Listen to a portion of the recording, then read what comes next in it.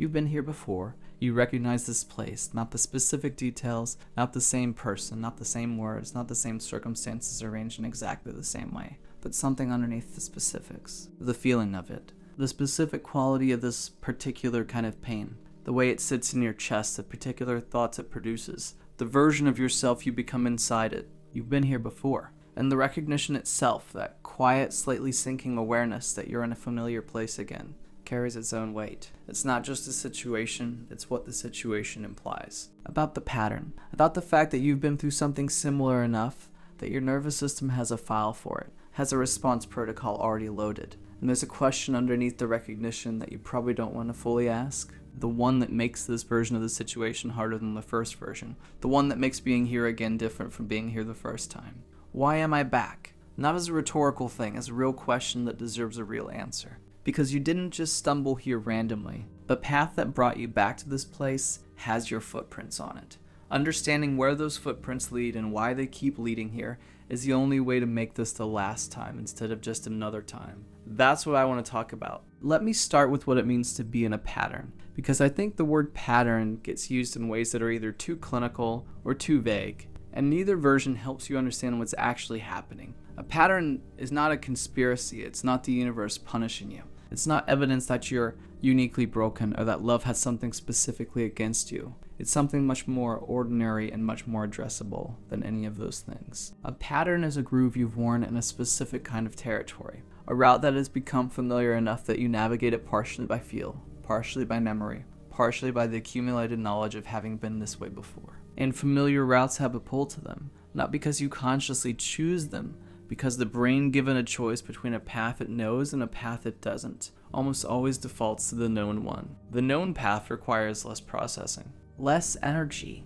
less of the vigilance required for genuinely new territory. So you end up here again, not because you chose it explicitly, because something in a situation, a quality of a person, a dynamic that started forming early, something that felt familiar in the initial recognition, matched a template your brain already had. And the brain, recognizing the match, followed the familiar route without fully consulting you about whether it was a route worth following again. That's the mechanism, that's what happened. And understanding it is the beginning of being able to interrupt it. I want to name some of the specific templates, because I think when you recognize your particular version in the specific description, it becomes harder to dismiss as just how things go. There's the template of the person who needs to be convinced. Not overtly, not someone who says explicitly, I don't know if I want this, but someone whose investment is slightly ambivalent, whose choosing of you has an uncertainty to it that keeps you slightly off balance. That uncertainty produces a specific feeling.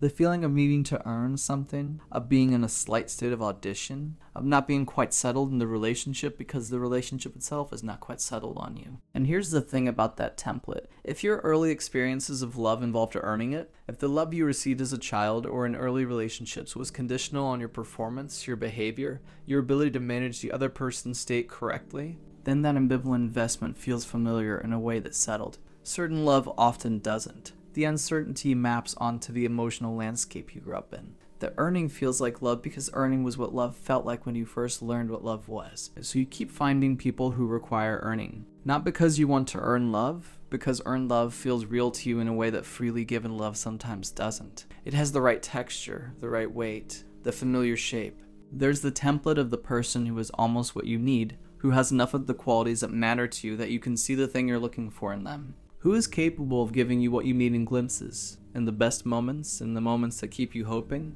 but not consistently, not reliably, not as a sustainable baseline. And you stay for the glimpses, because the glimpses are real, because the possibility of what it could be if the glimpses became the norm is compelling enough to keep you in the reality of what it actually is. Because loving someone for who they could be rather than who they are is a very human thing to do when what they could be is close enough to what you want that the gap feels closable. It usually isn't closable. Not by you, not by the loving, not by the time and patience and the hope, but the glimpses keep receding the horizon just enough to keep you moving toward it. There's the template of the relationship that starts with intensity and then reveals itself. The beginning is consuming. The connection feels rare, the chemistry feels undeniable. The early period has the quality of something significant happening. And then, as the intensity settles into the ordinary texture of two people spending real time together, something else starts to emerge. The ways they're difficult, the specific incompatibilities, The things that weren't visible in the intensity, because intensity has a way of narrowing focus to what's compelling and blurring what's concerning.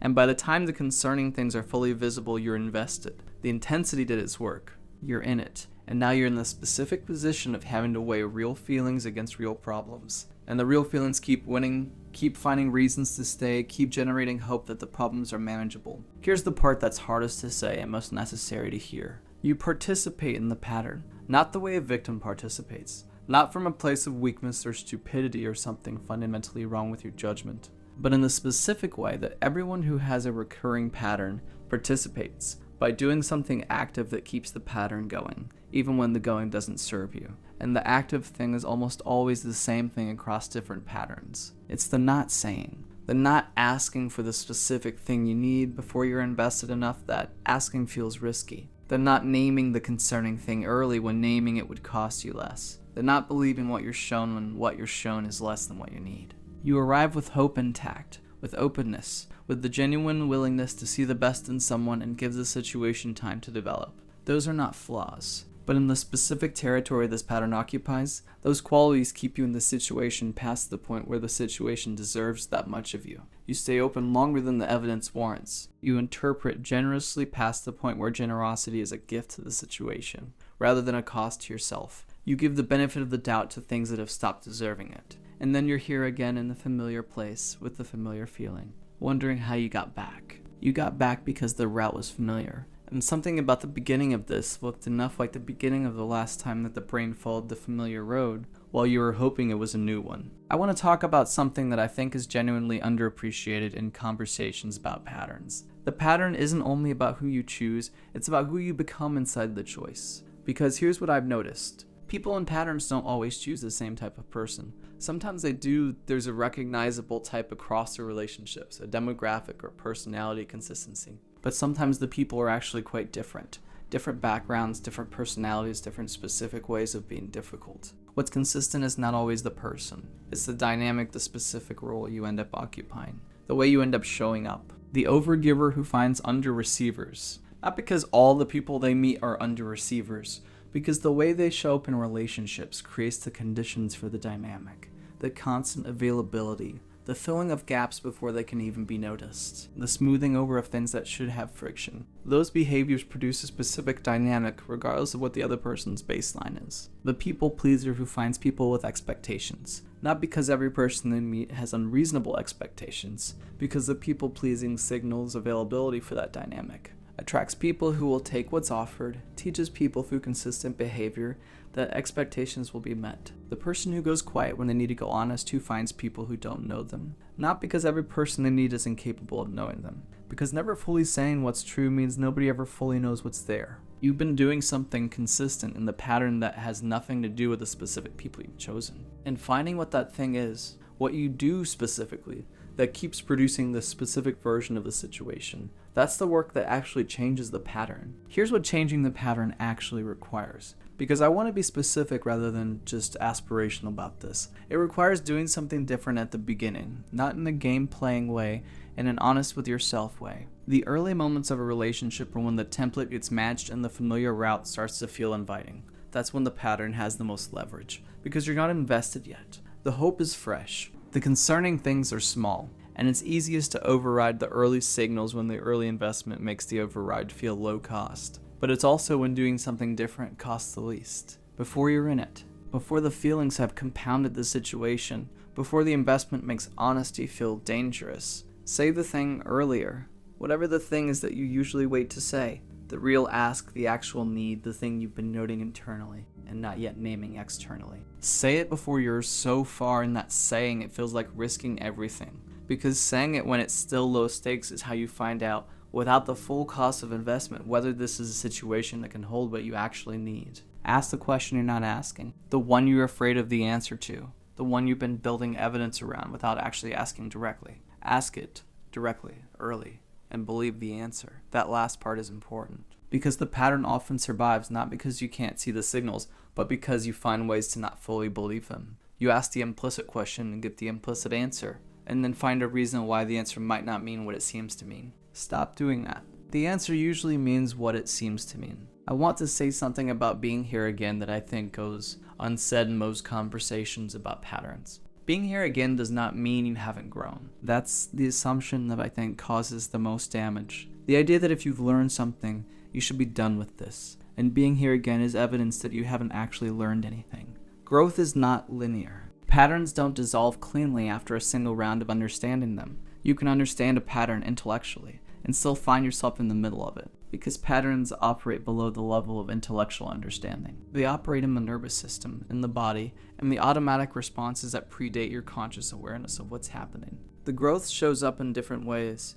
and how quickly you recognize where you are, and whether the recognition produces a different response than it used to. In the quality of the questions you're asking yourself about how you got here, and whether you have more language for what's happening than you did the last time. That's progress, not the absence of the pattern. The increased awareness of it while you're in it, and increased awareness practiced consistently over time eventually becomes increased choice. Not immediately, not in one round, but gradually, incrementally, through enough repetitions of noticing and naming and choosing differently. Eventually the pattern changes. Not because you fixed yourself, because you slowly built new routes in the familiar territory. And those new routes, practiced enough, become as available as the old ones. You've been here before, and you're here again, probably, in some version of the familiar place, with the familiar feeling. Recognizing it this time faster than you recognized it last time, because some part of you learned something you can't fully articulate yet, but that shows up as this earlier recognition. That earlier recognition is the growth. You don't have to be out of the pattern to be making progress. You just have to be seeing it more clearly, asking better questions about it, being a little more honest with yourself about what you're doing and why and what it's producing. This time is different from last time in ways you can't fully see yet. Not because the situation is different. Maybe it is, maybe it isn't. Because you are, slightly. In the ways that slow growth always produces, quietly, not dramatically, in increments too small to celebrate but real enough to matter. Be here in this familiar place, but with the full version of your awareness instead of the managed version. See it clearly, ask the real questions. Say the things earlier, believe what you're shown, and if you find yourself here again after that, you will know more. Every time, a little more. Until eventually the knowing becomes early enough and the choosing becomes different enough that the pattern finally loses its grip. That's how this actually changes. Not in a moment. In the accumulation of moments where you were here and you saw it clearly and you chose something slightly different. This can be one of those moments if you let it be. It always hits me hardest when the world is quiet. During the day there's noise, people around me, work, texts, errands, responsibilities. There's a rhythm to life, a way to keep moving without thinking too much. But night doesn't let you hide. Night strips everything down to its raw edges. The first few nights after we broke up, I didn't sleep. I just lay there staring at the ceiling, listening to the sound of my own breathing. And in that silence, every memory comes rushing back sharp and uninvited. The way she laughed, the way her hair caught the light, the little habits I used to love, the way we used to talk late into the night, the plans we made that will never happen. It's cruel how the world can be so normal around you when your heart is unraveling. People keep scrolling, keep texting, keep living, and you're there still holding pieces of someone who's gone. During the day, I can pretend. I can distract myself with music, with conversation, with work. I can laugh, I can make plans, I can convince myself I'm fine. But at night, all that pretense evaporates. Night doesn't let you lie to yourself. Night makes the absence louder than any noise, the longing sharper than any pain.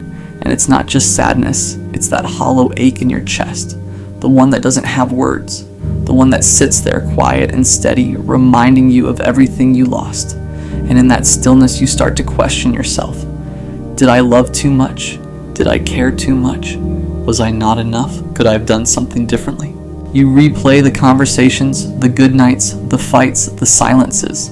You try to find the exact moment it all went wrong, the exact word, the exact choice. And no matter how much you search, it doesn't matter. Because sometimes it's not about what you did. It's not about what they did. It's just that some things aren't meant to last. And yet night doesn't care about meaning. Night just opens the wound wider, just reminds you that the one person you wanted to stay is no longer there. That's when it hit me. The nights weren't making me weaker. They were showing me what I hadn't been willing to face during the day. I started noticing patterns in the way I thought about her, the way I checked my phone hoping for a message that would never come, the way I replayed our last conversation, analyzing every pause, every word, every okay that felt heavier, than it should. The way I imagined a different outcome, as if wishing hard enough could rewrite reality. I realized that part of the pain came from me giving her more than I gave myself. I cared so deeply that I lost track of my own needs. I bent over backward to match her energy, to prove my love, to anticipate her feelings. And now without her, that imbalance became painfully clear. My heart was trained to give, but not always to protect itself. I saw how I had been chasing consistency from someone who couldn't offer it. How I had built a world where her approval mattered more than my own peace. And suddenly, the nights made sense. They weren't just lonely, they were mirrors. Mirrors reflecting the patterns I had repeated for years. The ways I gave too much, the ways I stayed too long. It wasn't that I wasn't enough. It wasn't that I didn't deserve love. It was that I loved someone who wasn't ready to stay. Someone whose absence left more than just silence. It left a gap where I had invested too much, too quickly, too fully. And in that reflection, there was also clarity. Pain was teaching me about my boundaries, about the difference between care and overcare, about the value of giving love to those who could meet me halfway, not just taking it for granted. Night became less of a punishment and more of a teacher. Each hour spent awake, each tear shed, each memory revisited was a lesson in self-awareness. I realized I couldn't force someone to stay. I couldn't bend my heart around their hesitations or their inability to commit. And as much as it hurt, understanding that was freeing. It was the first step toward protecting myself. The first step toward respecting my own heart as much as I had respected hers. The nights still hurt, but now they carried meaning. They weren't just reminders of loss, they were reminders of growth. Reminders that my love had been real, that my care had been deep, that my heart was capable of giving fully. And maybe, just maybe, it was time to learn how to give it to myself as well. The first nights I tried to change how I felt, I failed. I thought maybe I could trick my heart, distract my mind, or numb the ache with noise and movement. But grief isn't a problem you solve. It's a presence you sit with until it no longer controls you. So I started small. I stopped rereading old messages. I stopped imagining her next move. Stopped hoping for signs. Stopped reaching into the empty space she left behind. I deleted the photos I didn't need, muted the notifications I compulsively checked, and told myself the truth. She isn't coming back. Not the way I imagined, not the way I wanted. I began creating boundaries I had never known I deserved. Boundaries that weren't about anger or bitterness, but about self-respect. I stopped answering when I didn't want to. Stopped chasing conversations that led nowhere. Stopped over-explaining my feelings to someone who couldn't hold them. I started giving my attention only to the people and things that reflected care back to me. And with those boundaries came a subtle power shift. I wasn't consumed by her absence anymore. The night still whispered her name, still nudged memories into sharp focus, but I was no longer collapsing under them. I observed the pain, acknowledged it, let it move through me, and then returned to myself. I was no longer the person bending, waiting, and stretching my heart to fit someone else's inconsistency. I was steady, I was anchored. I replaced desperation with selectiveness. I matched energy instead of chasing it. I learned that showing care didn't require sacrificing my own peace. I realized that being alone at night didn't have to be punishment. It could be reflection, a time to breathe, a space to understand my own heart. The nights didn't stop being lonely immediately. They never do. But now, the silence was softer. It was a quiet room where I could hear myself think, where I could notice patterns, where I could prepare to love again, not someone else, but myself first. The ache became tempered by clarity. The longing became tempered by choice. I realized that part of healing isn't forgetting, isn't rushing, isn't trying to feel normal again. Healing is learning how to stay whole even when the world is quiet. Healing is sitting with the hurt until it teaches you what it means to protect your heart, to honor your needs, and to see that love isn't a game of endurance.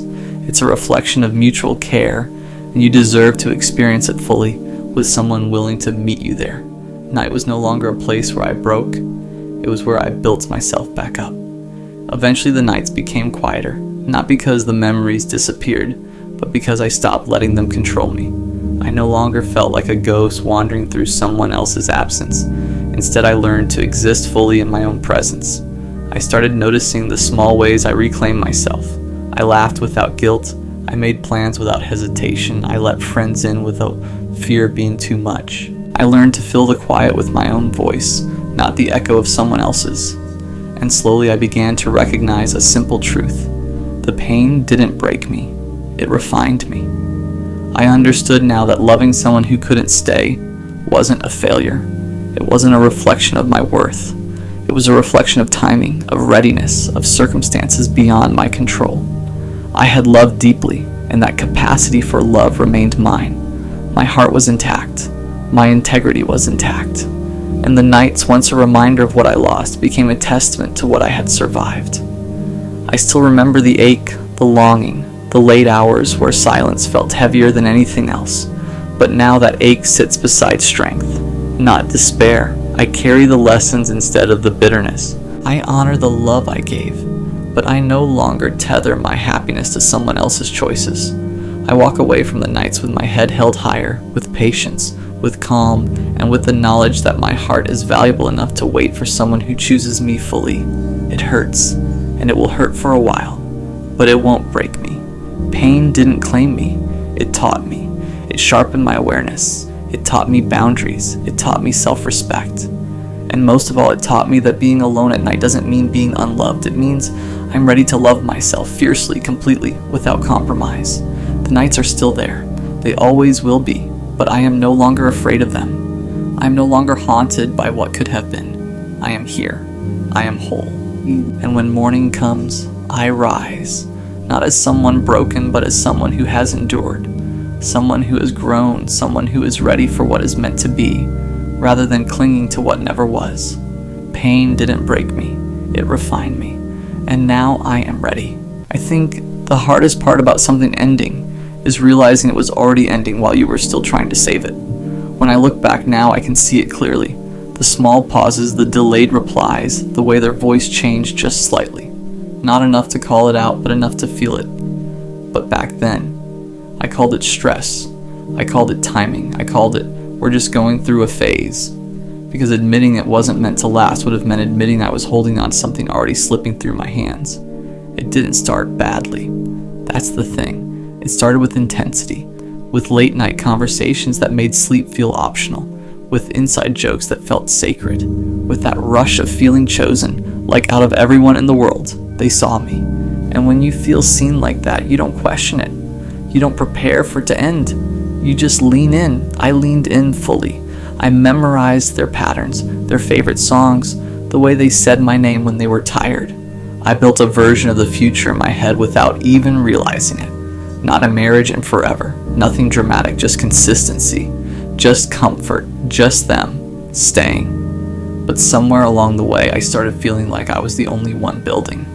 They still talked to me, still laughed, still said the right things. But something was missing. Effort. And when effort slowly disappears, you start replacing it with your own. I texted first more often. I asked deeper questions. I reassured them when they seemed distant. I made excuses for their silence. They're just busy. They're going through something. It's not about you. And maybe it wasn't.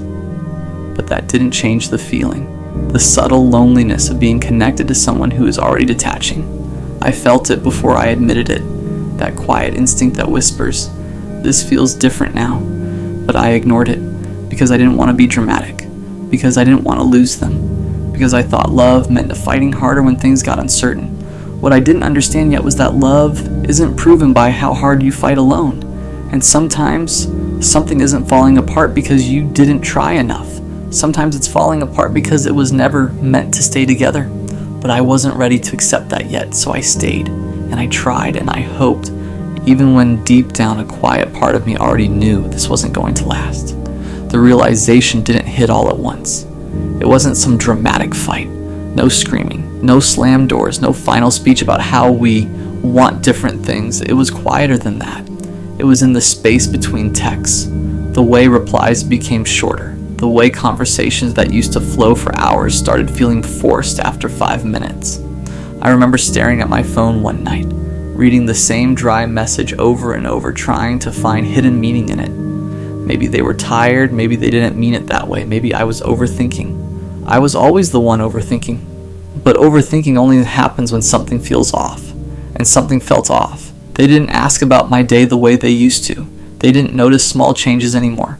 They didn't look at me the same. And when someone stops noticing you, that's when it starts ending. I tried to compensate. I became lighter, easier, less needy. I stopped bringing up things that bothered me. I told myself not to ruin the vibe. I convinced myself that if I could just be a little more patient, a little more understanding, a little less emotional, maybe it would go back to how it was. But here's the truth I didn't want to face. When something is fading, you can't love it back to life. You can't effort your way into someone's certainty. You can't compete with someone's indifference, and I started to feel tired. Not of them, but of carrying it. Carrying the conversations, carrying the reassurance, carrying the hope. It felt like holding water in my hands. The tighter I tried to grip it, the faster it slipped through my fingers. There was one moment I'll never forget. We were together, physically in the same space, but emotionally it felt like there was an ocean between us. They were talking, smiling, present, but not with me. And that's when it hit. You can feel alone even when someone is sitting right next to you. That kind of loneliness is different. It's heavy, because it forces you to admit something. You're fighting for something the other person already let go of. I went home that night with a quiet ache in my chest. Not heartbreak, not yet, just clarity trying to break through denial. I lay in bed replaying everything. The beginning, the excitement, the promises that weren't promises but felt like them. And for the first time, I allowed the thought to fully form. Maybe this isn't temporary. Maybe this isn't a phase. Maybe this is the end, just stretched out slowly so it doesn't look like one. And that's when the question changed. It stopped being, how do I fix this? And started becoming, why am I trying to save something that doesn't want to stay? That's a painful question, because once you ask it, you can't unsee the answer. And the answer was simple. It wasn't that I wasn't enough. It wasn't that I didn't try hard enough. It wasn't that I failed. It was that this, whatever it was never meant to last. And deep down, I think we both knew it. I was just the only one still trying to pretend otherwise. Letting go didn't happen the day it ended. It happened in layers. First, I stopped arguing in my head. I stopped replaying conversations trying to decode where it shifted. I stopped rewriting the past to make it feel fixable. Because once you see something clearly, you can't go back to pretending. I realized I wasn't actually scared of losing them. I was scared of losing the version of myself that believed this was finally it. The version of me that thought, maybe this time it'll stay. That's what I was grieving. Not just the person, but the hope. And hope is harder to bury than people. At first I wanted answers, closure, a clean explanation I could hold in my hands. But the truth is, not everything ends with clarity. Some things fade because they were only meant to teach you something, not stay with you forever. And when I finally stopped fighting the ending, something strange happened. I felt lighter, still sad, still disappointed, but lighter. Because I wasn't dragging something behind me anymore. I wasn't trying to convince someone to see my value. I wasn't overextending myself to maintain something that was already collapsing.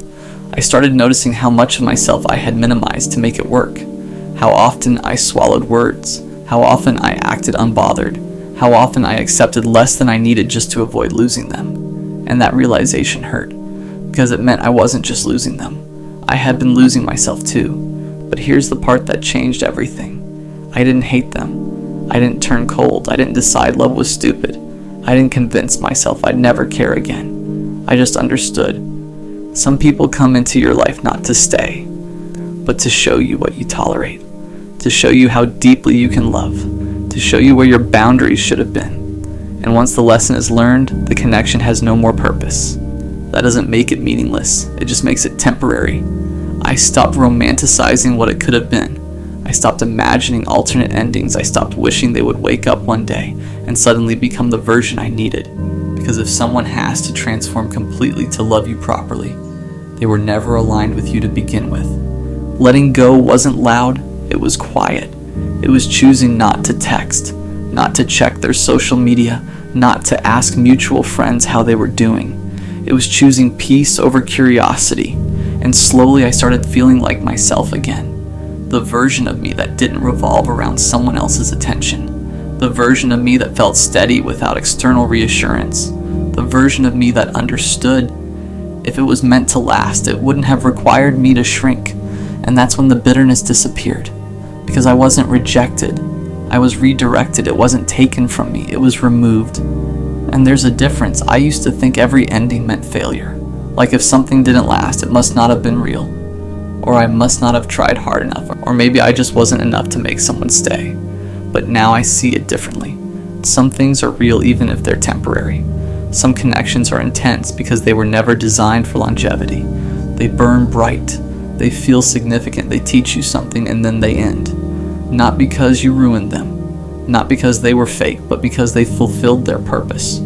It was never meant to last. And that doesn't make it a waste. It made it a chapter. I stopped asking, why didn't it work? And started asking, what did it teach me? It taught me how quickly I attach when I feel understood. It taught me how deeply I love when I feel chosen. It taught me how easily I ignore my intuition when I'm afraid to lose someone. But it also taught me something else. I don't want half effort. I don't want uncertainty disguised as mystery. I don't want potential. I want consistency. I want something that doesn't require me to question it every night. Something that doesn't feel like I'm constantly auditioning for reassurance. Something that doesn't slowly drain me while I call it love. And if that means some things end early, good. Because I'd rather something end than stay in a space where it was quietly deteriorating. I no longer romanticize what we could have been. Because what we could have been would have required them to become someone else. And love shouldn't require transformation to feel secure. It should feel aligned. Now when I look back, I don't feel anger. I feel gratitude. Gratitude that it didn't drag on longer than it needed to. Gratitude that it showed me my patterns. Gratitude that it forced me to raise my standards instead of lowering them further. The ending wasn't a punishment, it was protection. And maybe the most powerful realization of all is this. If it was meant to last, it would have required effort from both sides. It would have felt steady. It would have grown naturally instead of being forced. Love that's meant for you doesn't make you anxious. It doesn't make you question your worth. It doesn't slowly fade while you're fighting to keep it alive. It stays. And if it doesn't stay, let it go. Because not everything that feels intense is meant to be permanent. Some people are lessons, some are mirrors, some are reminders, and some are simply experiences that prepare you for something deeper. But it was never meant to last. And now, I'm finally okay with that. Not because it didn't matter, but because I matter more. This one is going to be uncomfortable. Not because I'm going to be cruel about it. Not because I think you're a bad person or that you deserve to hurt more than you already do. But because I think you've been telling yourself a story about what happened. A very comfortable, very sympathetic, very well-constructed story. And I think that story is costing you more than the heartbreak itself. And I'd rather say the hard thing than watch you carry a version of events that keeps you stuck. So, here it is. Some of what happened was your fault. Not all of it, maybe not even most of it, but some of it. A real, significant, honest sum. And you know that. Somewhere underneath the narrative you've been running, underneath the anger and the grief and the very reasonable pain, you know that you had a hand in this. You know there were things you did or didn't do, patterns you ran, moments where you chose the comfortable thing over the right thing, and that those choices contributed to the ending. And instead of sitting with that, you've been covering it, building a story around the parts that make you the injured party, collecting evidence for the version where this was done to you, not participated in by you. I understand why. I really do. Grief is hard enough without also having to hold accountability for it.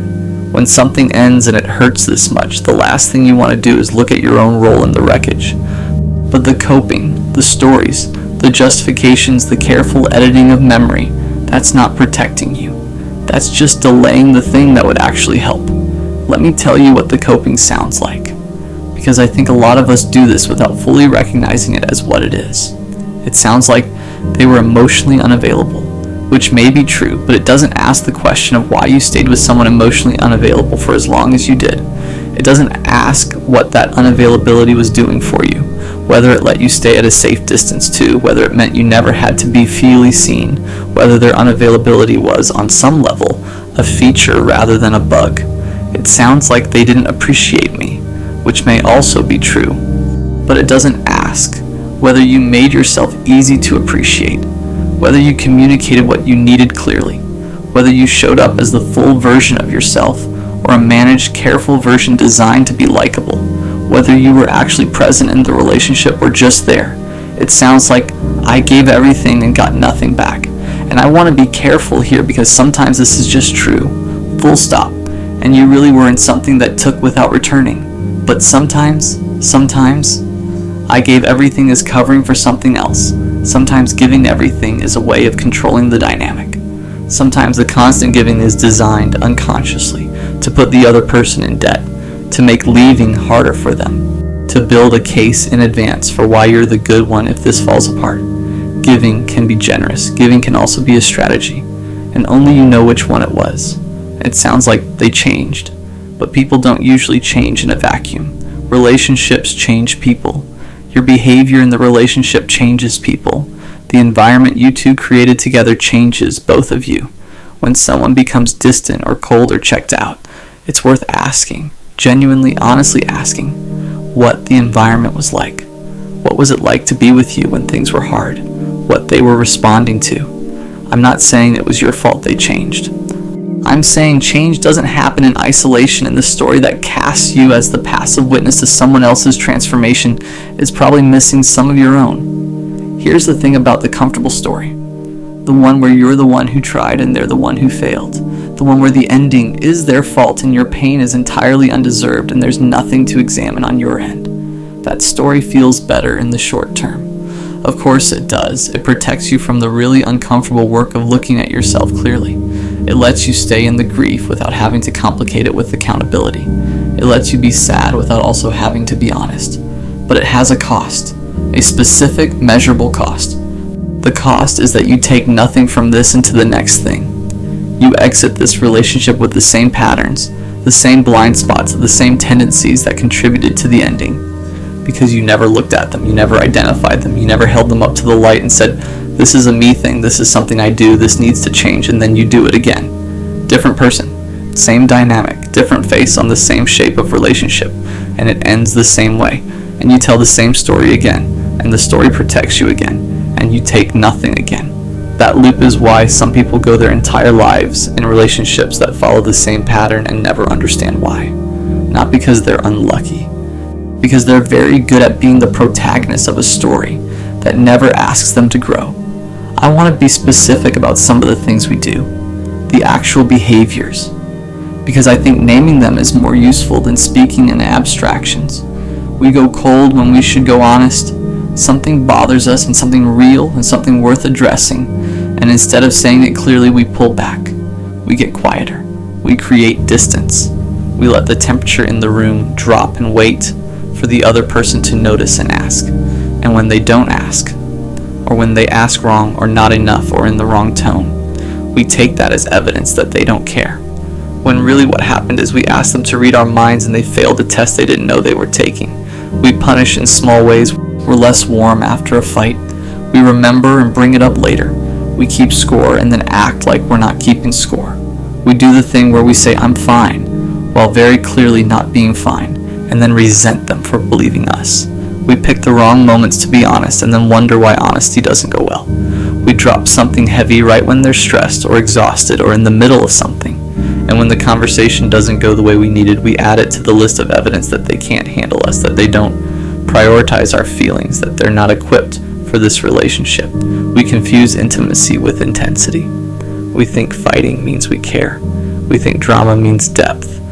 We manufacture urgency in relationships that are actually healthy and stable because health and stability feel boring, feel unfamiliar, feel like the absence of passion rather than the presence of something real. We love loudly in the beginning and quietly disappear as it gets more real. We're incredibly present and attentive in the early phase, and then once we feel secure, we coast. We stop putting in the effort that got us here because we think arrival means the work is done.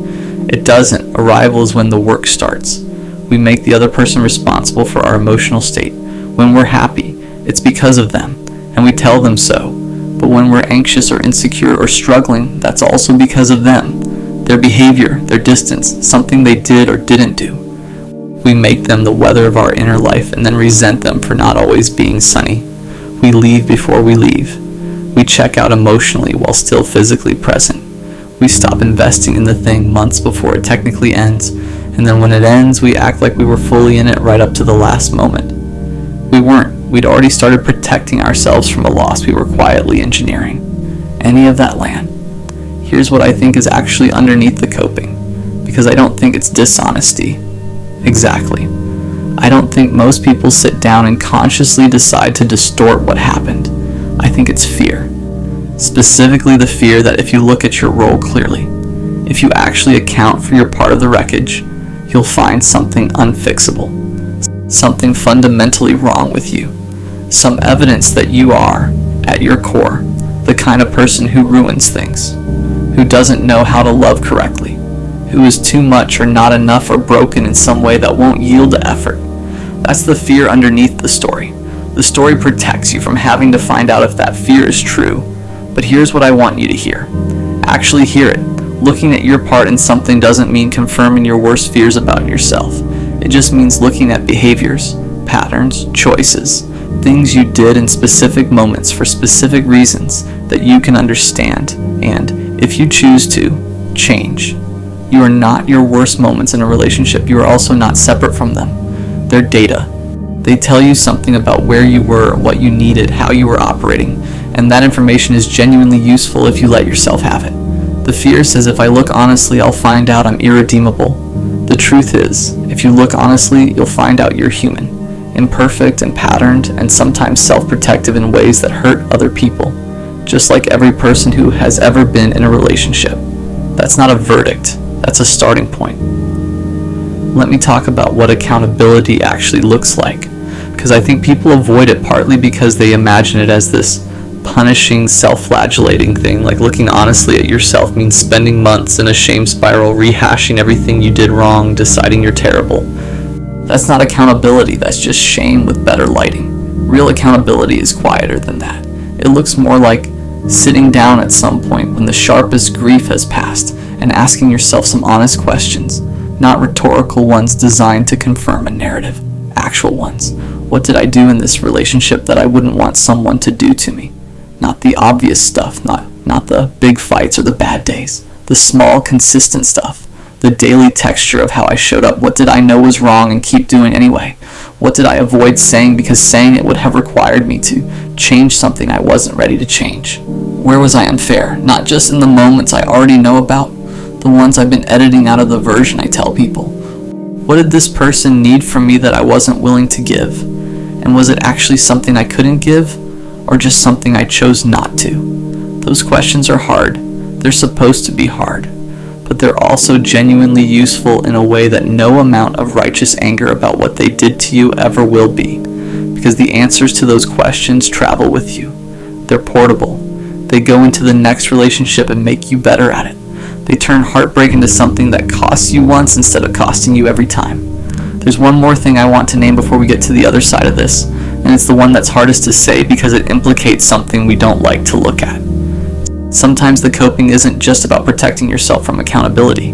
Sometimes it's about protecting your image of yourself as a good person, as someone who loves well, as someone who, when relationships end, can look back and genuinely say, I tried, I was present, I gave it everything. That image matters to a lot of us, more than we admit. We want to be the person who loved honestly and got hurt anyway, not the person who contributed to their own heartbreak through avoidable choices. We want to be the protagonist of a love story, not the cautionary tale. And so we protect the image. We curate the memory. We tell the story to friends in a way that quietly omits the parts where we weren't our best selves. And slowly, through repetition, we start to believe the curated version. It becomes the real one. The messy, complicated actual version gets buried under the one that makes us look okay.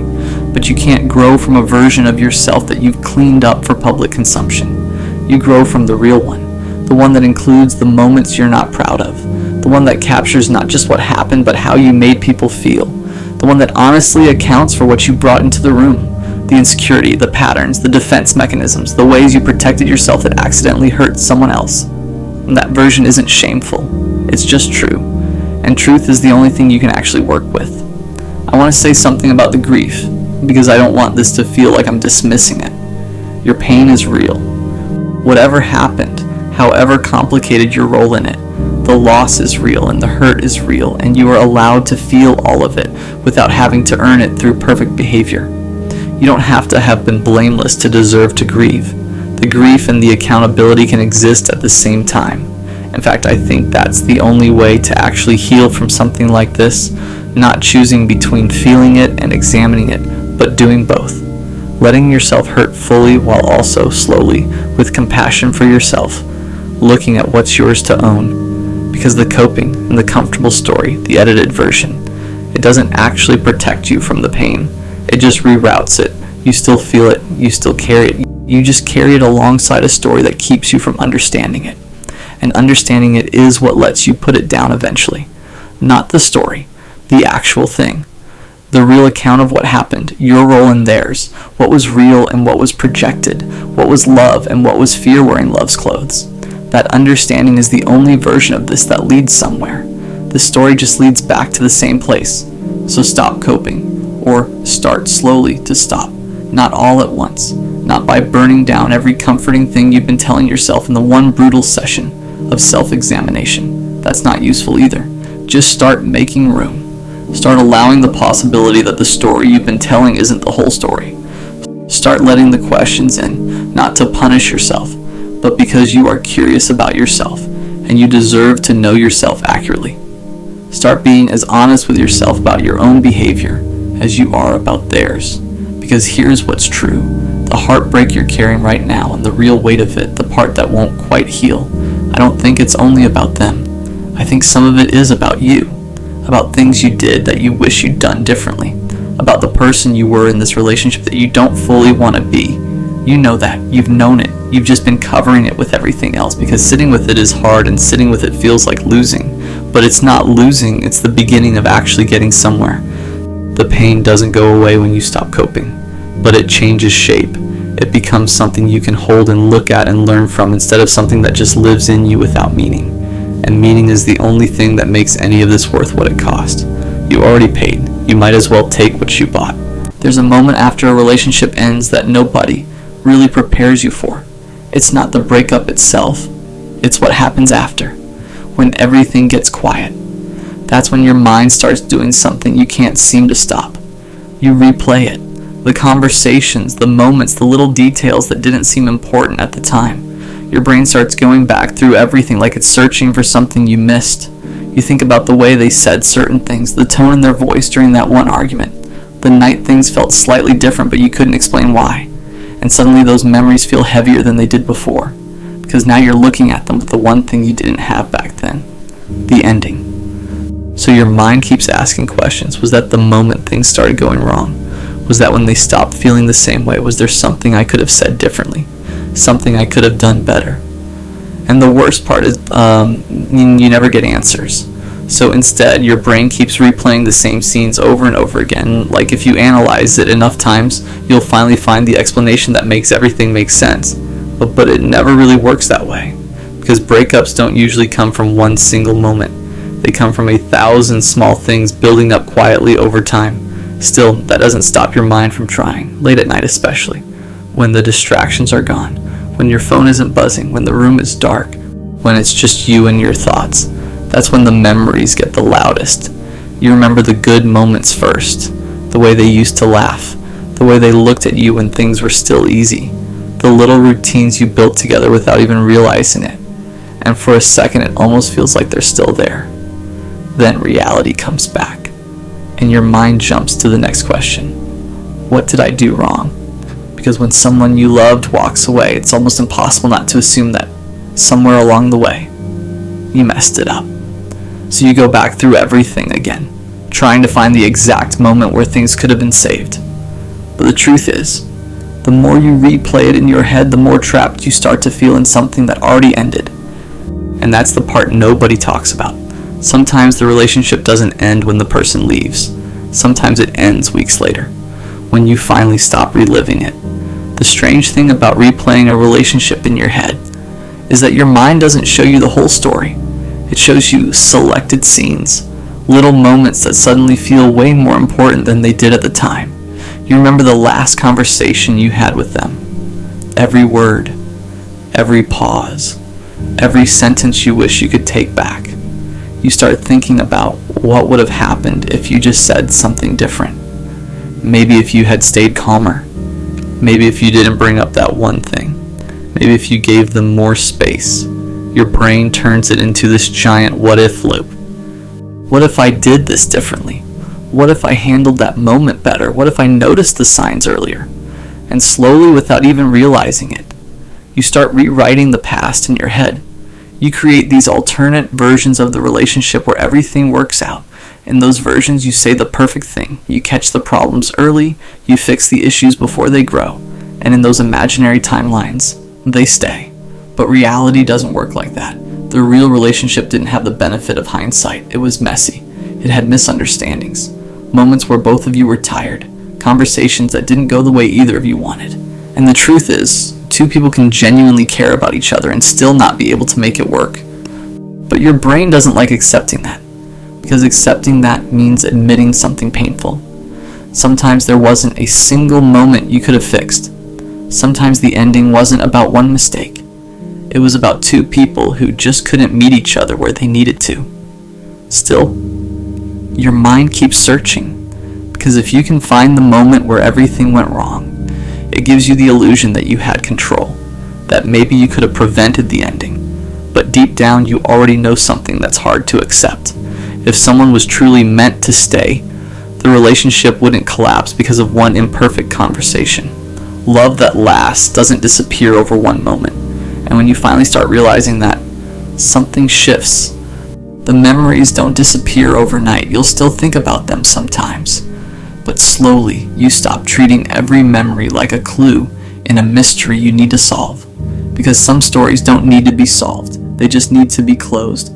The hardest part about replaying everything in your head is that you think you're searching for closure. But most of the time, you're actually just reopening the wound. Every time you revisit the memories, you're putting yourself back in those moments again. Back in the conversations, back in the arguments, back in the days when things started feeling different. And your brain keeps asking the same question. Why? Why did they stop loving me? Why did things change? Why wasn't I enough for them to stay? But here's the thing about closure. A lot of people think closure comes from the other person explaining everything perfectly. They imagine one final conversation where the other person sits down and says exactly what happened, exactly why things ended, and somehow that explanation makes the pain disappear. But real life rarely works like that. Most endings don't come with perfect explanations. Sometimes people don't even fully understand their own reasons. Sometimes they just feel something change inside them. And that's a terrifying thing to accept. Because if love can change without a clear explanation, then it means there wasn't necessarily a moment you could have prevented. And that's what your mind is trying to fight against. Your mind keeps replaying everything because it wants control. It wants to believe there was a specific moment where the outcome could have been different. But the truth that hurts the most is this. Not every ending is caused by a mistake. Sometimes two people just reach a point where they can't continue together. Not because one of them failed, not because one of them wasn't good enough, but because the relationship itself couldn't keep going. And once that happens, no amount of replaying the past will change it. No amount of analyzing old conversations will bring the person back. All it does is keep you emotionally tied to something that already ended. That's why healing doesn't start when the breakup happens. Healing starts when you stop trying to solve the past. When you finally allow yourself to accept something difficult, the relationship is over. And even though your mind keeps pulling you back into those memories, your life is still moving forward. Whether you're ready for it or not, at some point you start noticing something. The memories aren't hurting you the same way they used to. Not because they disappeared, but because you finally stopped treating them like something you need to fix. For a long time, your mind kept going back to the same moments. The last argument, the last message, the last time you saw them. Like if you could just understand it perfectly, the pain would finally make sense. But eventually you realized something important. You weren't replaying it because the answer was still there. You were replaying it because letting go felt like losing them all over again. So part of you held on, not to the relationship itself, but to the idea that maybe you could still figure it out. Maybe if you understood what went wrong, it would somehow undo the ending. But life doesn't give us that kind of control.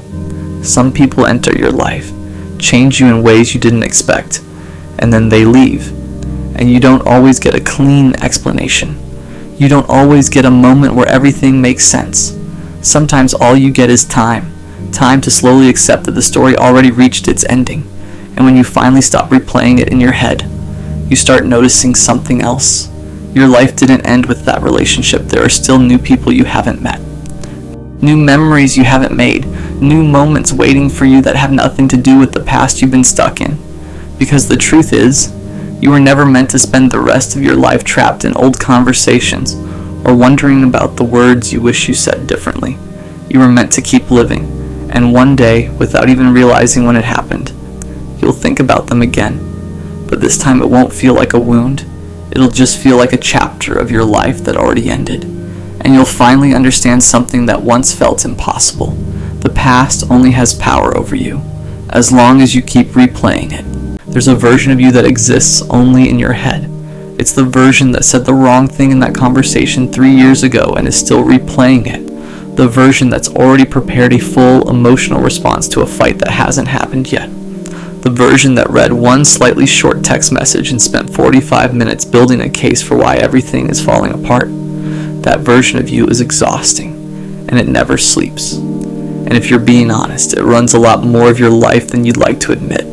I've been thinking about this for a while, not in a clinical way. I'm not here to diagnose anything or hand you a breathing exercise, but in the way you think about something when you've lived inside it long enough that you finally want to understand it. When the pattern has repeated enough times that you're done being surprised by it and ready to actually look at it. Because I think a lot of us are losing to our own minds, quietly, daily, in ways that don't look dramatic from the outside, but are absolutely exhausting from the inside. And I think we've been told it's just anxiety, it's just overthinking. Take a walk, drink some water, journal about it. And none of that is wrong exactly, but it's also not quite getting at the thing. The thing is deeper than a habit, it's closer to a worldview. Let me start at the beginning, or at least the beginning as I understand it. Your mind learned to do this. It wasn't born doing it. At some point, probably pretty early, you were in a situation where paying close attention to other people's moods and signals and the slightest shifts in their behavior was actually useful. Where catching the early warning signs kept you from getting hurt. Where being one step ahead of a situation meant you could manage it before it managed you. So your brain got good at that. Really good. Exceptionally, almost professionally good at scanning for threat. At noticing the micro shift in someone's tone and running it through a threat assessment model at lightning speed. At filling in the gaps between what people say and what they might mean with worst case scenarios, because worst case scenarios are what your brain learned to prepare for. That was adaptive once. It kept you safe. It helped you navigate something that was genuinely hard to navigate, but you carried it out of that situation and into every situation after it. And now you're threat scanning in a text message from someone who loves you. Now you're running worst case scenarios about a meeting that hasn't happened yet. Now you're braced for impact in environments that are not actually dangerous with people who are not actually threatening. Because your nervous system never got the memo that the original thing ended. It's still doing its job. The job is just wrong for where you are now. Here's what overthinking actually feels like from the inside, because I think it gets flattened into a word. Overthinking, and that word doesn't capture the texture of it. It starts with a small thing, almost always a small thing that your mind snags on the way a nail snags a piece of clothing, something someone said or didn't say, the way a conversation ended, a silence that lasted a second too long, a tone that was slightly off from how it usually sounds. Most people's brains would register that small thing, file it under probably nothing, and move on. Your brain doesn't do that. Your brain picks it up and starts turning it over, looking at it from every angle, running through possible explanations, building a context around it. And because your brain is very good at building context, because you are honestly an intelligent and perceptive person, the context it builds is detailed, specific, coherent. It has internal logic it hangs together. It just might be completely wrong. And here's the brutal part. You know it might be wrong. Somewhere in there, underneath all the architecture your brain is constructing, there's a quieter voice saying, you don't actually know this. You're guessing this might be nothing. but the louder voice, like the one with all the evidence it's been collecting, the one that has built this whole case. That voice is very convincing. It has receipts. It has a timeline. It has a narrative that makes sense, so you believe it, or at least you half believe it, enough to act on it, enough to pull back a little or go quiet or preemptively protect yourself from a wound that might not be coming. And then the thing you were afraid of might actually happen, not because you were right, but because the way you responded to your own fear created the distance you were trying to prevent. That's the loop. That's the one that runs your life if you let it. I want to talk about relationships specifically because I think this is where the overthinking mind does its most significant damage. And I think it's because relationships are inherently ambiguous, people are complicated, communication is imperfect, feelings shift. And ambiguity is exactly the kind of environment where an overthinking brain absolutely goes to town. You're with someone, or close to being with someone, and things are good, things are genuinely good, but your brain doesn't fully trust good. Good feels precarious. Good feels like a setup for something. So even while things are good, there's a part of you that's quietly scanning for the thing that's going to make it not good. And because you're scanning for it, you find things. Not because they're definitely there, but because if you look hard enough at anything, any relationship, any person, you will find ambiguity. You will find moments that could be read multiple ways. You will find evidence for almost any narrative if that's what you're building. So you find something, a slightly distant response, a canceled plan, a moment where they seemed somewhere else, and the machine kicks in. And now you're building the case for why this is falling apart while simultaneously pretending everything is fine. Because you know that bringing this up will make you seem crazy, will make you seem like too much, so you hold it. You process it internally. You have the conversation in your head 100 times. You prepare for outcomes that haven't happened. You grieve things that are still here. And all of that invisible work, all of that mental labor that the other person has no idea is happening, exhausts you, makes you quieter than you actually are, makes you pull back when you want to be close, makes you act in ways that are slightly misaligned with how you actually feel, because you're not responding to reality. You're responding to the story your brain wrote about reality, and eventually, inevitably, the other person notices that something is off, not what's actually off. They can't see that. It's all internal. Just that something is off, and they adjust. And you interpret their adjustment as confirmation of the story you already wrote, and the loop tightens. Here's the part I want to sit with for a minute, because I think it's the part that gets missed. Overthinking isn't just a processing style. It's also, underneath everything, a form of control. Stay with me on this. When you can't control whether someone is going to hurt you, and you never can. That's just the fundamental vulnerability of caring about people. Your brain finds another way to feel in control. It prepares, it anticipates, it runs every possible scenario so that when something goes wrong, at least you saw it coming. At least you're not blindsided. At least the pain arrives in a context you already built. Because being blindsided feels worse than being right about something bad. Being surprised by loss feels more devastating than having predicted it. So your brain works very hard, all the time, to make sure you are never surprised. The cost of that is never being fully present, never being fully relaxed into something good, always holding a part of yourself back, just in case, always watching the door even when you're inside somewhere warm. It's a terrible trade, but it feels like the safer one, and your brain is always going to root toward what feels safe. Let me tell you what the really insidious version of this looks like. Because the everyday overthinking, the text analysis, the reading of rooms, the pre-lived arguments, that stuff is visible enough that you can at least identify it. The insidious version is quieter. It's the way you talk yourself out of good things before they have a chance to become good. Someone shows interest, and instead of letting yourself feel that, you immediately start cataloging their flaws. Not because they're actually deal breakers, because if you can find enough flaws, then when it doesn't work out, you can point to the flaws. You already knew you were never fully in it. It's the way you self-sabotage in advance. Pull back before they can pull back. End it before it can end badly. Leave before you can be left. It's the way you rewrite your own history to confirm the story your brain likes to tell. You felt something real, and then it hurt. And now when you look back at it, your brain has quietly edited the memory so that the signs were always there. You should have known. You were naive to trust it. Look how clearly it was written on the wall from the beginning. It wasn't written on the wall from the beginning. You were just present, open, hoping, the way a person is supposed to be. And something went wrong. And now your brain is retroactively building the case that you should have been closed. Because being closed would have hurt less. Being closed would have hurt less. And also produced nothing. And also made you smaller. And also been a kind of living death. But your brain doesn't calculate for aliveness, it calculates for safety. And sometimes safety and aliveness point in completely opposite directions. I've been thinking about the relationship between overthinking and self-worth, because I don't think they're separate things.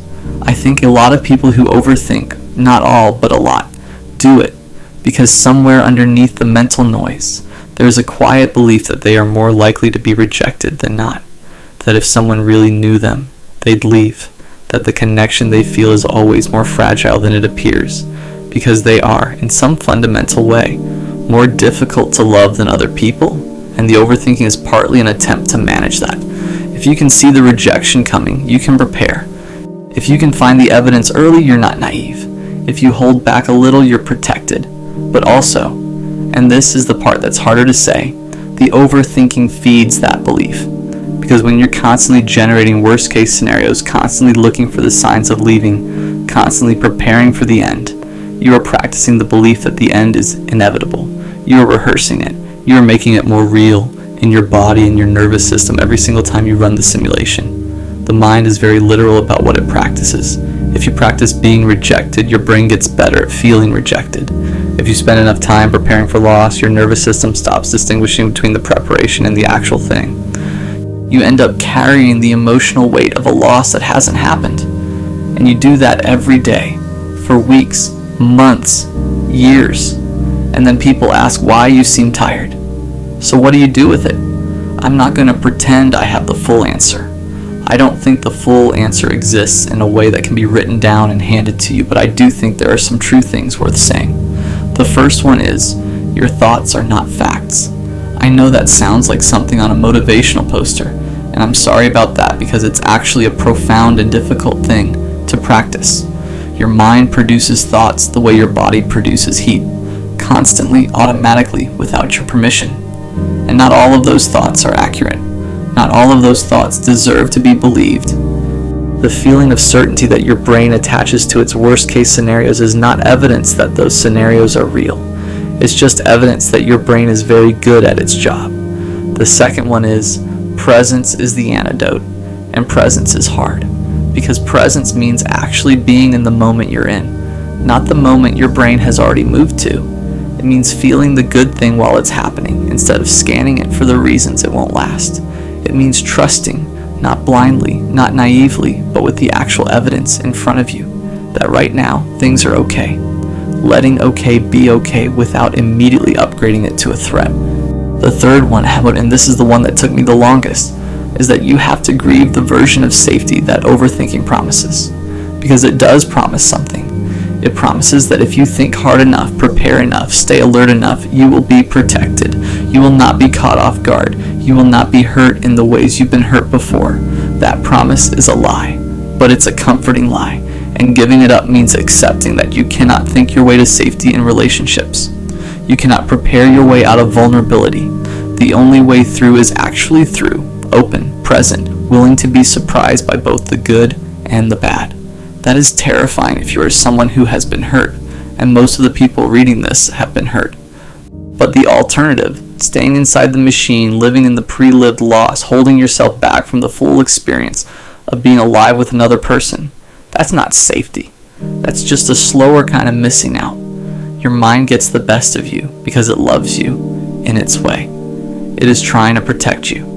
It learned something once about how the world works, and it has been faithfully applying that lesson ever since. Even when the lesson no longer applies, even when the environment changed and the people changed and you changed, it doesn't know it's out of date. It just keeps running the old program, trying to keep you safe, costing you peace. You are not broken. You are not too much. You are not fundamentally harder to love than other people. You are someone whose brain learned to be very careful, and that carefulness served a purpose once, and now it's costing you more than it's protecting you. And the work, the long, uncomfortable, ongoing, nonlinear work, is teaching it that it's okay to put the armor down, Not all the way, not all at once. Just enough. Just enough to let something real get in. Just enough to be here, actually here, in the life you're living instead of the one your mind keeps rehearsing. That's the whole thing, that's all of it. Let yourself be here. You're always the loser.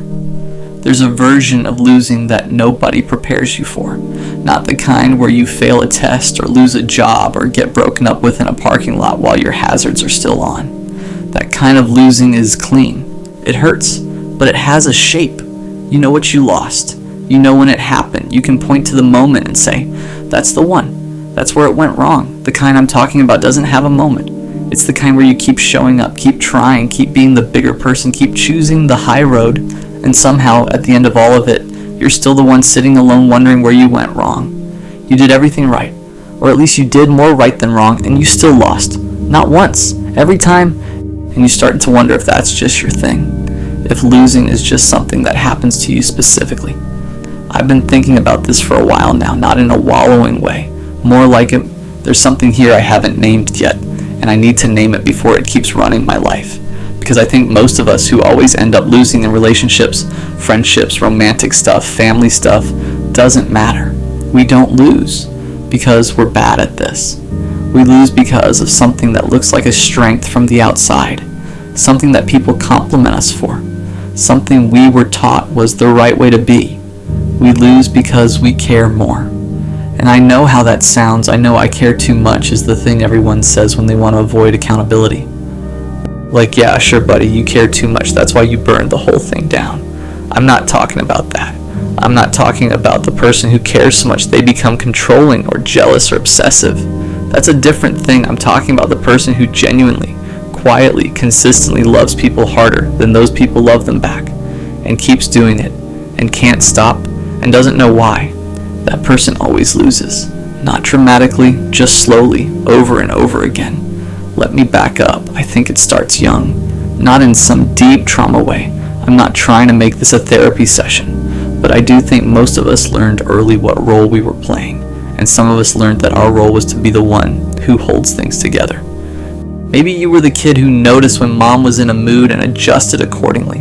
Maybe you were the one in your friend group who everyone came to when stuff was falling apart. But when your stuff was falling apart, you kind of just handled it yourself because it felt like too much to ask. Maybe you were the sibling who kept the peace, the partner who apologized first even when you weren't wrong, just because the silence was too heavy. You learned that love looked like management, like anticipation, like making yourself small enough that everyone else could be big. And here's the thing, and it worked. People liked you, people needed you, people said you were the glue, the rock, the steady one. Nobody asked if the glue was tired, so you kept going. You got good at it, really good. You got so good at reading rooms and adjusting and being whatever the situation needed that you kind of forgot to figure out what you needed. Or maybe you knew somewhere, but asking for it felt like breaking a rule you didn't write, but somehow agreed to. And that pattern, that beautiful, exhausting, self-erasing pattern, follows you into every relationship you ever have. Here's how it plays out in practice. You meet someone, it could be a friend, could be someone you're falling for, doesn't matter. You connect. It feels real. And from the jump, you're in it. You're present. You remember the details. You follow up on the thing they mentioned 2 weeks ago. You show up when you said you would. You notice when something's off and you say something. They like this about you. They tell you. You're different, they say. You actually listen. You actually care. And you feel it. That warmth of being seen, of being valued, of finally being in something that feels like it matches what you've been putting out for years. Except, slowly, quietly, you start to notice the math doesn't add up. You text first most of the time. You're the one who makes the plan. When something good happens to you, you tell them, and they respond warmly but briefly and then pivot to themselves. And when something good happens to them, you ask follow-up questions. You want to know everything. You're genuinely excited for them. They don't do that for you. Not in the same way, and you tell yourself it's fine. People show love differently. You can't expect everyone to be exactly like you. That would be unfair. That would be projecting. So you keep going. But then something hard happens to you, something real, and you reach out and they're supportive, but it feels surface level, like they're being a good person in the way you are a good person to a coworker you don't know that well. Polite, present, but not in it with you. And you know the difference. You know what it feels like when someone is actually in it with you because you've been in it with them. You know what it feels like to sit with someone in their hard thing. You've done it. You're good at it. They're not doing that. They're being kind, but they're not in it with you. And here's the moment. Here's the fork in the road that most of us don't even know we're standing at. You could say something. You could name it. You could say, hey, I feel like I'm carrying more of this than you are, and I need that to change. But you don't, because that feels like an accusation, because you don't want to be the person who keeps score. Because what if you're wrong? What if you're being too sensitive? What if bringing it up ruins the whole thing and then you lose them anyway and it's your fault? So you say nothing, and you adjust your expectations down a little, and you keep going.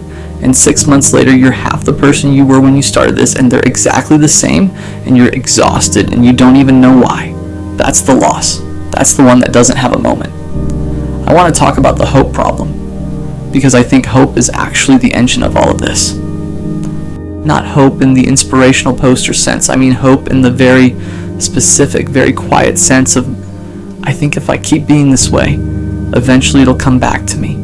You believe somewhere underneath everything that love is a long game, that consistency gets rewarded, that if you keep showing up and being real and caring deeply enough, one day the person on the other end of it will match you, will finally see what you've been putting out and rise to meet it. And sometimes that happens. Sometimes people do wake up. Sometimes the thing you've been patient for actually blooms, but a lot of the time, and I think most of us know this but don't want to say it, a lot of the time, the hope is just delay. It's a way of not having to grieve something that's clearly already gone. Because as long as you're hoping, you don't have to admit that the version of this you wanted was never actually available. That's brutal to accept. That someone you love genuinely, deeply, and for real, that someone might just not be built to love you back the way you need. Not because they're bad, not because you did anything wrong, just because they're different. They're wired different. They're at a different place. They need different things. You can love someone and still be wrong for each other. You can care about someone and still be the wrong shape for the hole they're trying to fill. That is a complete sentence. That is the whole truth. There's no fix at the end of it. And when you're the person who loves more, when you're always the one who's more in it, more invested, more hopeful, that truth hits different. Because it means all that extra love you were putting out wasn't the solution. It was just yours. It lived in you. It didn't change anything. That's the part that makes you feel like a loser. But here's where I want to sit for a second, because I've been turning this over for a while, and I think there's something we get wrong about what losing actually means. We treat losing like it's about outcome. You win if the relationship lasts. You lose if it ends. You win if they choose you. You lose if they don't. You win if you stop caring first. You lose if you still care when they've already moved on. By that math, yeah. If you're the one who cares more, you lose every time. You will always be the last one in and the last one out and the one who misses it the longest. But I'm not sure that's actually losing. I think what we call losing in love is often just feeling more. And feeling more is not the same as being worth less. It is not a character flaw. It is not a weakness. It is actually one of the rarest things a person can have. Most people spend their whole lives looking for someone who will love them with real depth, real presence. Someone who actually listens, who actually shows up, who actually stays. And you who always ends up on the losing side of this, you are that person. You are the thing other people are searching for. The problem isn't that you care too much. The problem is that you keep handing that to people who can't hold it. And I know that sounds like I'm just reframing the same loss as a gift, which is a little bit of a cope. I'm not going to pretend otherwise. You can call it beautiful all you want, but it still hurts to be in a mostly empty thing when you wanted something full. But I do think there's a real difference between I keep losing because something is wrong with me, and I keep losing because I keep choosing people who can't match what I'm bringing. One of those is a sentence about your worth. The other is a sentence about your pattern. And patterns can change. Worth can't, because it was never the issue. Let me talk about the aftermath for a second, because I think that's where the real damage lives. When you've been the one who cared more enough times, something shifts in you.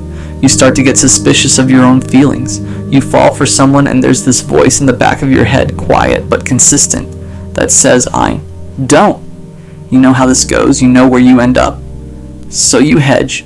You hold back a little. You don't text as much as you want to. You don't say the thing you're feeling right away. You play it cooler than you are because you've learned somewhere in your body that the full version of you is too much.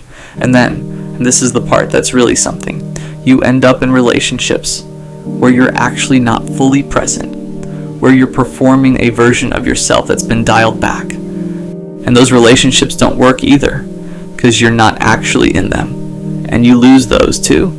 So now you're losing when you care too much and losing when you try to care less. There's no version of this that's working. And the voice in the back of your head gets louder. See? You told you. You're just bad at this. You always lose, but you're not bad at it. You're just protecting yourself with a tool that's hurting you.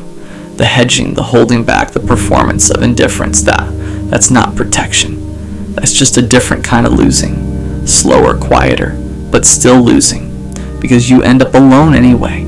Except this time you're also not yourself. I think the thing that actually needs to change, Tina, and I'm saying this as much to myself as anyone, is not the caring. Don't stop caring. Please don't let the world do that to you. The thing that needs to change is the selection, where you're putting it. Because if you're honest, really honest, you probably knew early. You probably saw the signs, the texts, that were always a little shorter than yours, the way they talked about their ex with a little too much energy, going either direction, the way they went quiet when you needed them to go loud, the way the effort was always a little asymmetrical. You saw it, and you talked yourself out of it. Because they had so many other good things, and who are you to expect everything? And maybe you're asking for too much, and maybe you just need to give it time. Time doesn't fix asymmetry. Time just shows you what was always true. You have to get better at believing people when they show you who they are early. Not cynically, not with your walls up from the jump, but with your eyes open, with the part of you that actually knows what it needs allowed to speak, without being immediately overruled by the part of you that just wants it to work.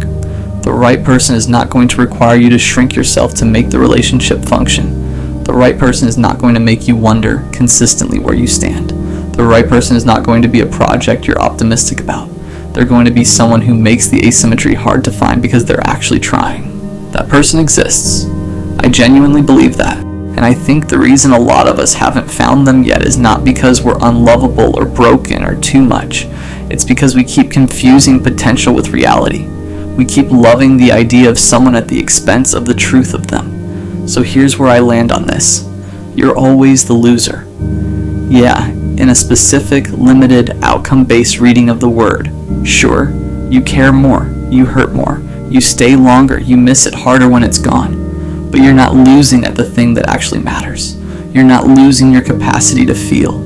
You're not losing your ability to be present for someone. You're not losing your willingness to be vulnerable even after it's burned you, even though it probably should have made you colder by now, but it didn't. That's not a bug. That is, genuinely, without irony, the whole thing. That's the part of a person that makes love feel like love instead of just convenience. You've been calling it a weakness your whole life because it's kept costing you. But it was never the problem. It was always the best thing about you. The world just kept putting it in front of the wrong people. That's a solvable thing. It's a slow, uncomfortable, sometimes heartbreaking thing to solve. But it's solvable. You're not cursed. You're not broken. You're not destined to always be on the losing side of this. You just need to stop handing your rarest quality to people who don't know what to do with it and start giving it to someone who already knows what they have.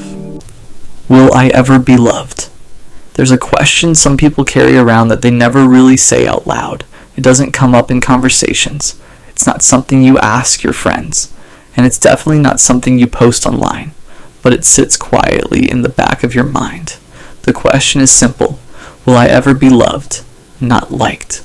Not tolerated. Not someone people talk to when they're bored. Loved. The kind of love where someone chooses you. The kind where they stay. Because if you're being honest with yourself, you've probably watched it happen for everyone else. You see couples walking together, friends getting engaged, people talking about their person like they're the most natural thing in the world. And part of you is happy for them. But another part of you can't help wondering, why has that never happened to me? You've tried before. You've talked to people. You've opened up. You've let yourself believe that maybe this time it could be different. And for a moment, it always feels promising. They laugh at your jokes. They text you first. They tell you they enjoy talking to you. And you start to think maybe this is finally it. Maybe this is the person who's going to stay. But then something always changes. The messages get shorter. The effort starts fading. The energy you once felt from them slowly disappears. Till one day you realize something that hurts more than anything. You cared way more than they did. And after that happens enough times, you stop asking what went wrong with the relationship. You start asking what's wrong with you. You look in the mirror and start picking yourself apart. Maybe I'm not attractive enough. Maybe I'm too quiet. Maybe I'm too emotional. Maybe I'm just not the type of person someone chooses. And the worst part about that feeling is that nobody around you sees it. To everyone else, you seem normal. You go to work. You talk to people. You laugh when you're supposed to. But inside, there's this quiet loneliness that never really leaves. Because wanting to be loved isn't some dramatic fantasy. It's one of the most human things there is. To have someone who looks at you and thinks, I want this person in my life. Not temporarily, not when it's convenient, but for real. And when you've spent years feeling like that hasn't happened for you yet, that's when the doubt starts creeping in. You start wondering if maybe some people are just meant to watch love happen for everyone else and never experience it themselves. After a while, the question doesn't just stay in the back of your mind. It starts showing up everywhere. You'll be scrolling through your phone and see someone you went to school with, posting pictures with their partner, smiling, laughing, looking like they found something real. And you pause for a second, not because you're jealous in a hateful way, but because you can't help thinking, how did they figure it out? How did they find someone who chose them? Because from where you're standing, it almost feels like everyone else received instructions for love that you never got. Some people fall into relationships so easily, they meet someone, they click, and suddenly they're building a life together. Meanwhile, you're still sitting there wondering why every connection you try seems to fade before it ever becomes something real. You replay old conversations in your head, moments where you thought things were going well, the way they used to respond quickly, the way they seemed interested in you, the way they said things that made you believe they actually cared, and then you remember the shift, that slow change where their energy started pulling away, the delayed replies, the canceled plans, the feeling that you were the only one trying to keep things alive, until eventually you stopped hearing from them altogether. And what hurts the most about those moments isn't just losing the person, it's realizing how easily they walked away. Like the connection that meant so much to you, it didn't really mean that much to them. That's the part that sticks with you. Because after enough of those experiences, something inside you starts changing. You become more cautious. You hesitate before getting excited about someone new. You stop letting yourself believe things too quickly. Not because you don't want love, but because disappointment starts feeling predictable. And eventually you find yourself doing something you never used to do before. You start preparing for people to leave. Even when someone new enters your life and things feel good, there's this quiet voice in the back of your mind saying, don't get too attached. It probably won't last. So instead of enjoying the moment, you hold part of yourself back. You protect your feelings. You stay guarded. And the strange thing about that kind of loneliness is that it doesn't always happen when you're physically alone. You can be surrounded by people, talking, laughing, living your life. But deep down, there's still this quiet uncertainty, because the question never really disappears. Late at night, when everything gets quiet, it comes back again. Will someone ever truly love me? Not temporarily, not out of convenience, but the kind of love where someone looks at you and decides you're worth staying for. And when you've spent years feeling like you're still waiting for that moment, it's hard not to start wondering if maybe it was never meant for you at all. The hardest part about carrying that question, will I ever be loved, is that eventually it stops sounding like a question. It starts sounding like an answer. After enough disappointments, enough people leaving, enough almost relationships that never become real, something inside you slowly shifts. You stop expecting love, not dramatically, not in some big moment where you say you're done with relationships forever. It's quieter than that. You just stop hoping the same way you used to. When you meet someone new, you don't let yourself imagine a future with them anymore. You don't let your mind wander into those what-if scenarios, because every time you did that in the past, it eventually ended the same way they left. So now you protect yourself. You convince yourself that you don't really need love like other people do. You focus on work, on hobbies, on building a life that doesn't rely on anyone staying. And on the outside, it actually starts to look like you're doing better. You're more independent. You don't chase people anymore. You don't beg for attention. You don't sit around waiting for someone to text you back. But what most people don't see is the quiet sadness that comes with that kind of independence. Because deep down, you never actually stop wanting love. You just stop believing it would happen. There's a difference, and that difference shows up in the smallest moments. Like when you're walking somewhere alone and you see a couple holding hands, or when your friends start talking about their relationships and the little things their partner does for them, or when you're lying in bed at night and the room is completely silent. That's when the thought slips back in again. What if it never happens for me? What if I'm one of those people who's always the friend, always the listener, always the one who's there for everyone else, but never the person someone chooses? Because when you've spent enough time feeling overlooked, it starts changing the way you see yourself. You begin assuming that if someone better walks into their life, they'll choose them instead of you. That if someone more exciting shows up, you'll be forgotten. So you keep your expectations low. You tell yourself you're fine on your own. But the truth is, there's still a small part of you that wonders what it would feel like to have someone who doesn't hesitate, someone who doesn't disappear when things get complicated, someone who looks at you and doesn't need time to decide. They just know, and maybe the scariest part of all is realizing how badly you still want that, even after everything, even after the doubt, even after convincing yourself you don't need it. That small part of you still hopes that one day someone will walk into your life and prove that all those fears were wrong. But here's something most people don't realize when they ask that question. Will I ever be loved? The problem isn't that you're unlovable. The problem is that when you've been hurt enough times, you start measuring your worth by the people who didn't stay. You start using their choices as proof. Proof that you weren't enough. Proof that you were easy to leave. Proof that maybe love just isn't something meant for you. But those people were never the judges of your value. They were just people who passed through your life. And sometimes people leave not because you lacked something, but because they were never meant to stay long enough to see everything you are. The truth is, love doesn't happen on a schedule. Some people find it early. They meet someone at 18, 20, 22, and it feels like their life just clicked into place. But for a lot of people, it takes longer. Not because they're less worthy, but because the kind of love they're meant to have requires the right person. And the right person isn't someone who hesitates about you. It's not someone who keeps you guessing. It's not someone who makes you question whether you matter. The right person doesn't make you feel like you're asking for too much just by wanting to be chosen. They make it clear, effortlessly. And when that kind of love finally shows up, it doesn't feel like chasing. It doesn't feel like proving yourself. It doesn't feel like begging someone to stay. It feels calm, like something that was always supposed to happen just at the right time. So if you've been sitting with that question for a long time, if you've spent nights wondering whether anyone will ever truly choose you, here's the truth you need to hear. The fact that the wrong people left your life doesn't mean the right person never will enter it. It just means your story hasn't reached that chapter yet. And one day, when someone finally walks into your life and stays without hesitation, you'll realize something that used to be impossible to believe. You were never unlovable. You were just waiting for someone who could actually see you,